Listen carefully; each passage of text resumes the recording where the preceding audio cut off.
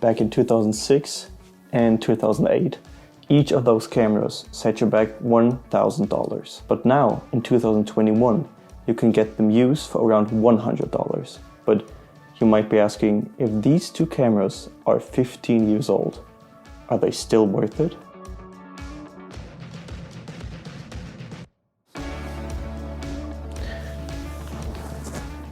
So the answer is yes. Well, maybe.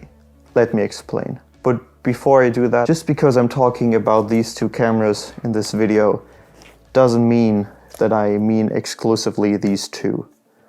When I talk about old budget DSLRs, I'm talking about any old DSLR you can get around that price point. Because, yeah, there's a great abundance of these, and also because I just happen to have these two around.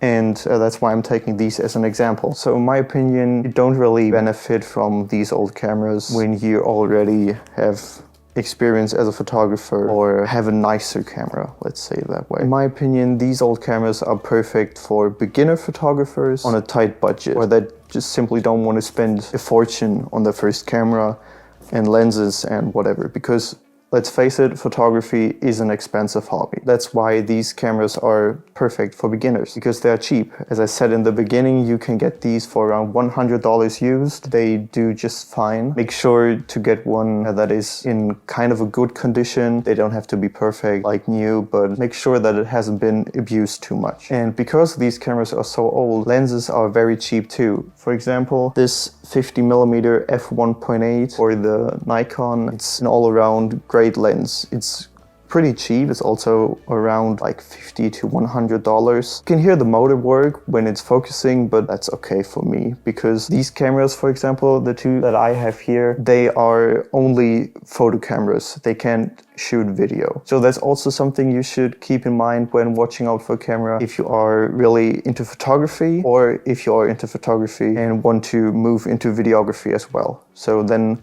in that case, you have to look out for a camera that can do photos and videos. Other lenses I have here, for example, that are also great is this 18 to 135 millimeters. I know it's a kit lens, so variable aperture. Good all-around lens. You can have a pretty large reach when you zoom all the way out to 135 millimeters. Remember, those two cameras that I have here are crop sensor cameras.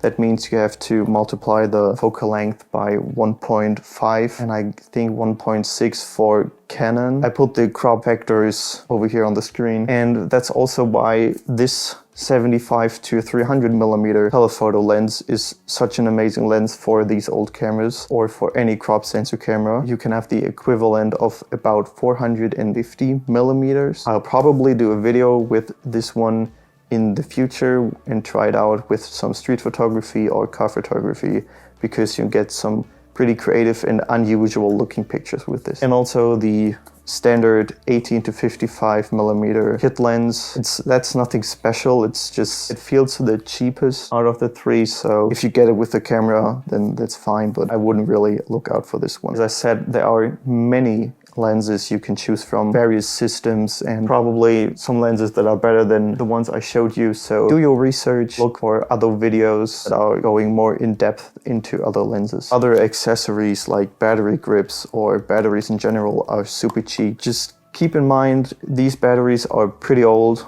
like also sometimes as old as the camera, so they can have very limited capacity. So the battery life on some of these old batteries is just awful. So keep an eye out for this. Maybe also buy some reproduction ones from third parties. They are also very cheap.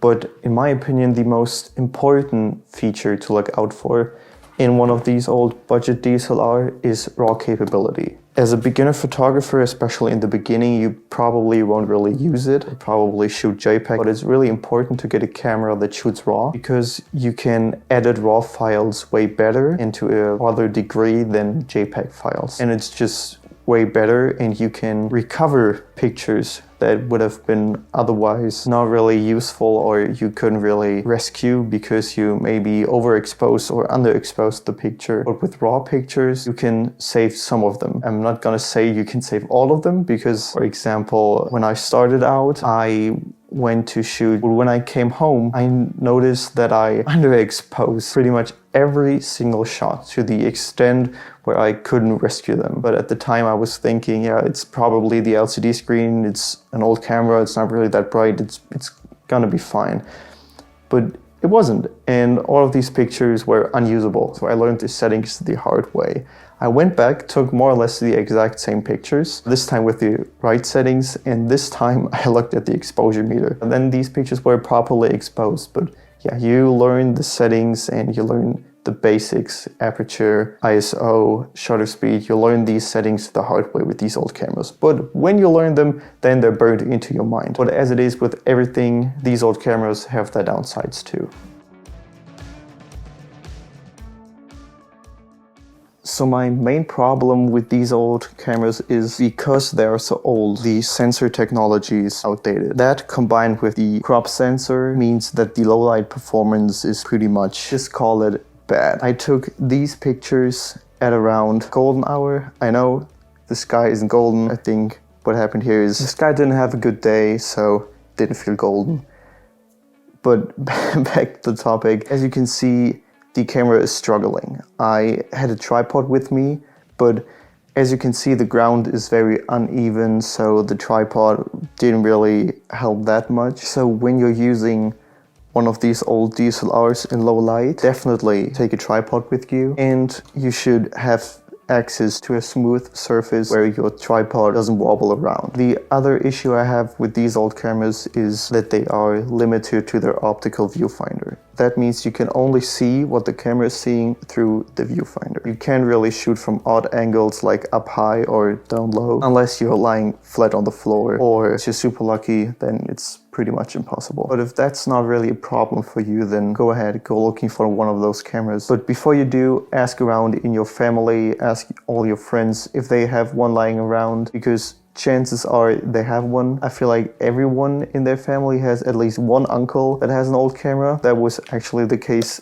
with me. My sister bought this one of my uncle and now I use it or used it. So you can probably get one for less than when you would buy it off of someone. Although these cameras are great, and if you're in a tight budget, these cameras will serve you well and you will have a great camera to get into photography. But if you have the money, if you can afford to buy a more modern one, I would get one because they are simply superior. For example, get a Canon M50. These are some great little cameras. They are compact but very capable. Also look into something like a Sony a6000 series, or just go looking for any modern beginner camera. And I say that because in the end, these more modern cameras will give you more freedom. For example, this one has a flip out screen.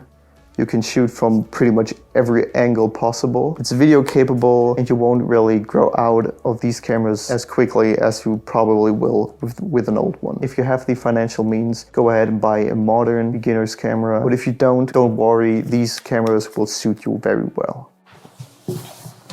So what are your thoughts on old budget DSLRs? Let me know in the comments below. And while you're at it, hit that like button and subscribe to not miss the video about the M50.